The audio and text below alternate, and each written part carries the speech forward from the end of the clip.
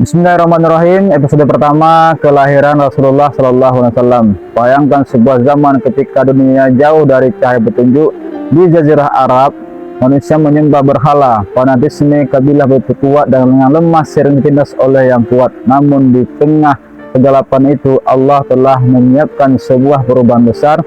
Seorang manusia akan lahir bukan seorang raja dengan istana megah, bukan pula seorang penguasa dengan pasukan kuat, tetapi seorang rasul yang kelak membawa rahmat bagi seluruh alam. Dialah Nabi Muhammad sallallahu alaihi wasallam. Rasulullah sallallahu alaihi wasallam lahir di Makkah dari Bani Hashim, keluarga terhormat dari Quraisy. Ayah beliau adalah Abdullah bin Abdul Muttalib, telah wafat sebelum beliau lahir. Karena itu Muhammad sallallahu alaihi wasallam lahir sebagai seorang yatim. Ibunda beliau adalah Aminah binti Wahab. Setelah kelahirannya, Muhammad sallallahu alaihi wasallam disusukan pada Halimah As-Sadiyah di perkampungan Bani Sa'ad. Di sanalah beliau melewati sebagian masa kecilnya. Setelah kembali kepada ibunya, Nabi Muhammad SAW harus menghadapi kehilangan demi kehilangan. Ketika beliau berusia 6 tahun, ibunda Aminah wafat di Abwa. Nabi Muhammad SAW kemudian diasuh oleh kakeknya, yaitu Abdul Muttalib. Namun tidak lama kemudian kakeknya pun wafat. Pengasuh kemudian beralih dan dilanjutkan oleh pamannya, yaitu Abu Talib. Masa kecil Nabi Muhammad SAW penuh dengan ujian, tetapi Allah selalu menjaganya dan tanpa diketahui oleh manusia saat itu. Anak yatim dari Makkah ini sedang dipersiapkan untuk menjadi seorang yang paling mulia yang akan membawa risalah terakhir bagi umat manusia. Setelah lahir, Nabi Muhammad SAW disusukan kepada Halimah As-Sadiyah. Pada masa itu, masyarakat Arab memiliki kebiasaan menitipkan bayi kepada ibu susu dari pedalaman agar mereka tumbuh dalam lingkungan yang lebih sehat dan belajar bahasa Arab yang baik. Halimah membawa Muhammad SAW ke perkampungan Bani Sa'ad. Kehadiran bayi Muhammad SAW membawa berkah bagi keluarga Halimah. Setelah beberapa tahun, Nabi Muhammad SAW dikembalikan kepada ibunya, yaitu ibunda Aminah. Namun kebersamaan itu tidak berlangsung lama. Ketika Nabi Muhammad SAW berusia 6 tahun, ibunda Aminah mengajaknya melakukan perjalanan ke Yatsrib. Dalam perjalanan pulang menuju Makkah, ibunda Aminah jatuh sakit dan wafat di Abwa. Bayangkan, seorang anak kecil yang harus menyaksikan ibunya pergi untuk selamanya. Muhammad SAW kemudian kembali ke Makkah dalam keadaan yatim piatu. Beliau diasuh oleh kakeknya, yaitu Abdul Muttalib, yang sangat menyayanginya. Tetapi Allah kembali memberikan ujian. Abdul Muttalib wafat. Setelah itu Nabi Muhammad SAW berada di bawah asuhan Abu Talib, yaitu pamannya.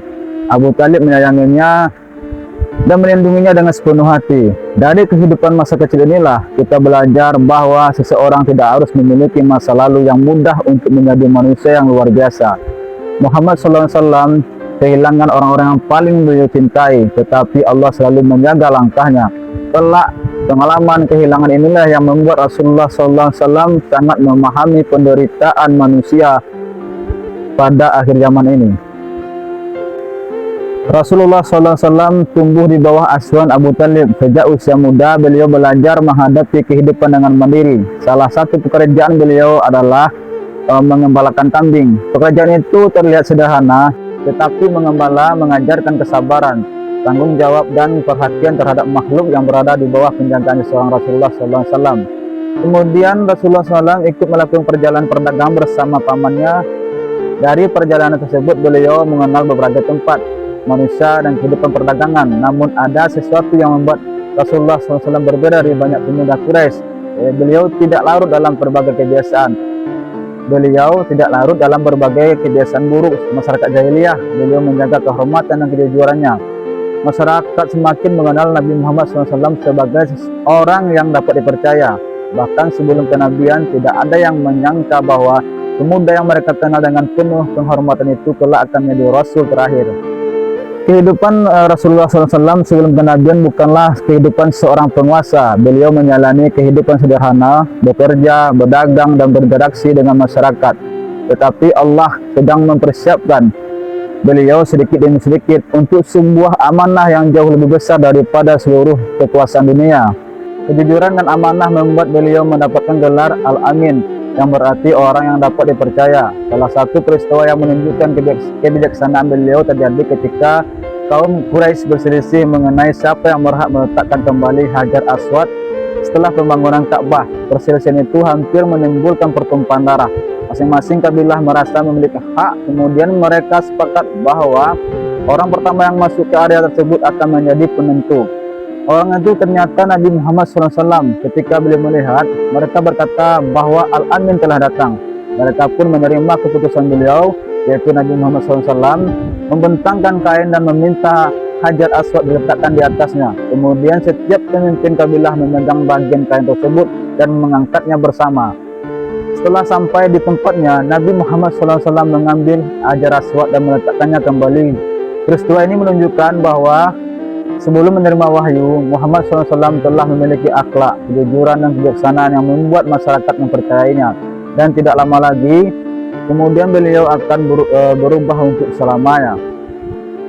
Muhammad SAW dikenal sebagai seseorang pedagang yang jujur. Kejujuran itu akhirnya sampai kepada seseorang wanita mulia bernama Khadijah binti Khuwailid. Khadijah adalah seseorang wanita terpandang yang memiliki usaha perdagangan. Beliau kemudian mempercayakan barang dagangnya kepada Rasulullah SAW. Rasulullah SAW menjalankan amanah tersebut dengan penuh kejujuran. Beliau tidak mengambil keuntungan dengan cara curang dan mengkhianati kepercayaan yang diberikan kepadanya.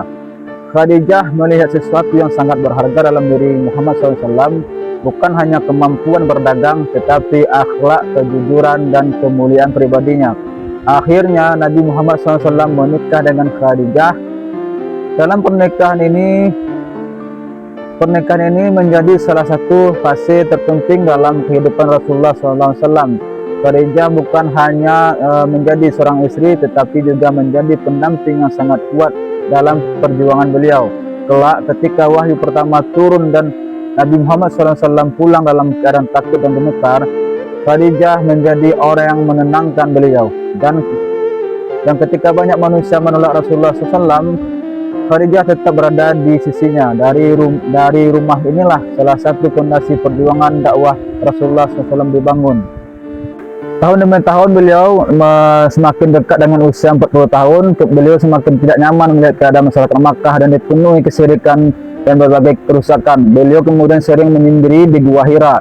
Di tempat yang sunyi itu, beliau beribadah dan merenungkan keadaan kaumnya. Nabi Muhammad SAW tidak ikut menyembah berhala seperti kebanyakan masyarakat Quraisy. Beliau menjaga dirinya dari kemusyrikan dan berbagai kebiasaan buruk. Tidak ada seorang pun di Makkah yang mengetahui bahwa sebuah peristiwa besar dalam kehidupan Nabi Muhammad SAW semakin dekat. Sebuah malam akan datang yang akan mengubah perjalanan hidup beliau dan sejarah umat manusia. Nabi Muhammad SAW pergi ke Gua Hira seperti biasa, namun kali ini sesuatu yang luar biasa akan terjadi. Malaikat Jibril alaihissalam akan datang membawa wahyu dari Allah. Dan sejak itulah Nabi Muhammad SAW tidak lagi hanya dikenal sebagai Al-Amin. Beliau akan menerima amanah sebagai Rasulullah SAW.